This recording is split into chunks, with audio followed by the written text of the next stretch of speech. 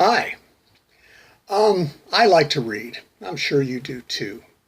But I remember from the time I was a little kid, even up till today, that sometimes it's nice to have someone read a story to me. And so keeping that in mind, I'm decided to try something new. Let's just call it a video book. And what I intend to do is read the very first of my novels, Zifari, the one about the zombies, to you a little bit at a time on video so that you can tune in as you like and keep up with the story. If you've got a copy of the book, we're starting at page 1 and you can read along with us. But if you don't have a book, that's not necessary. Just get comfortable, and when you're ready, we'll begin at the beginning. Here we go. Chapter 1. I will knock down the gates of the netherworld. I will smash the doorposts and leave the doors flat down, and will let the dead go up to eat the living, and the dead will outnumber the living. So said Ishtar in the Epic of Gilgamesh, Tablet 6.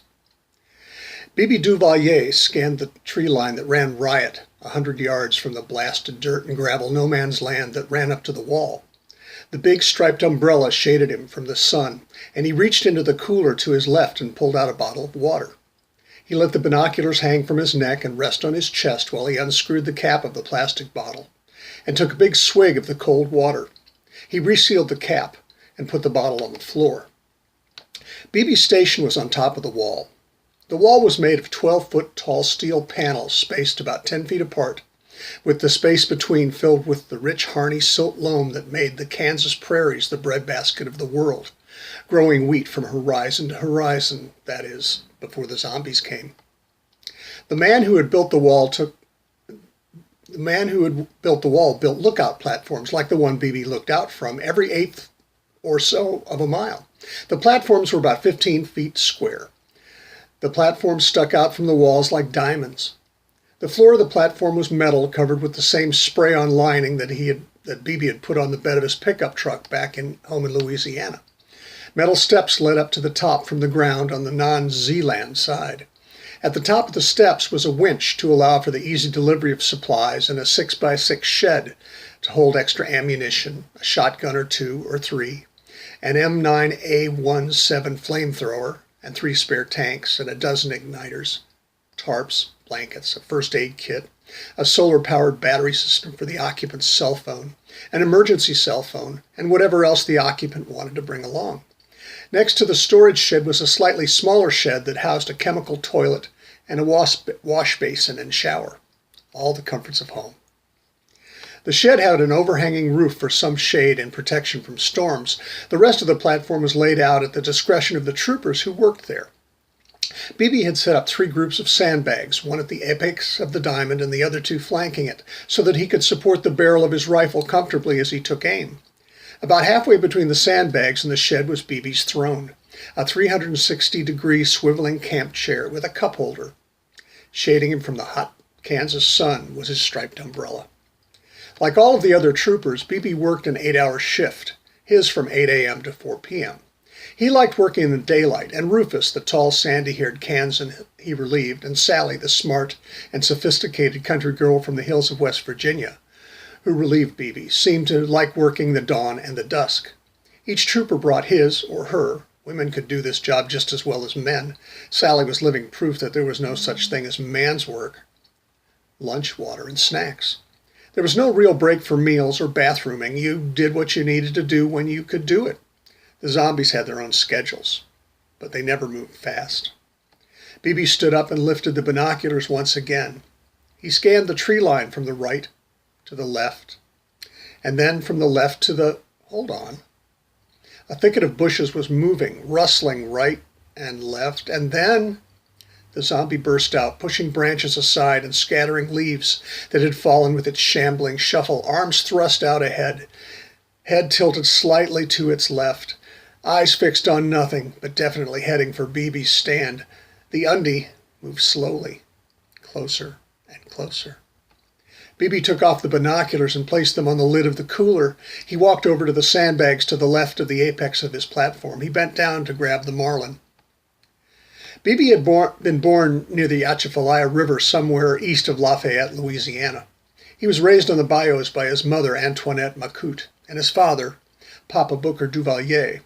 When most kids his age learned to ride a bicycle, he was poling his pirogue through the live oaks and Spanish moss that made the bayous a world unto themselves. When he was old enough to prove that he could shoot his maman's .21 long rifle, his papa took him to hunt gators.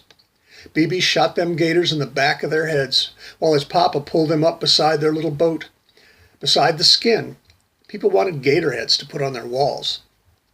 When he got old enough to drive, he was making a good living from the gator hunting and expected to stay on the river for the rest of his life. And then, one day, he saw a tweet on his phone. Attention!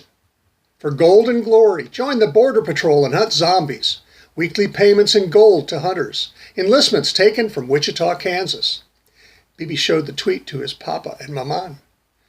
Papa said that the gator hunting was unreliable, feast and famine, and since the climate was changing, the bayous were getting saltier because of the sea level rise, lots more oil spills in the Gulf. A chance for adventure.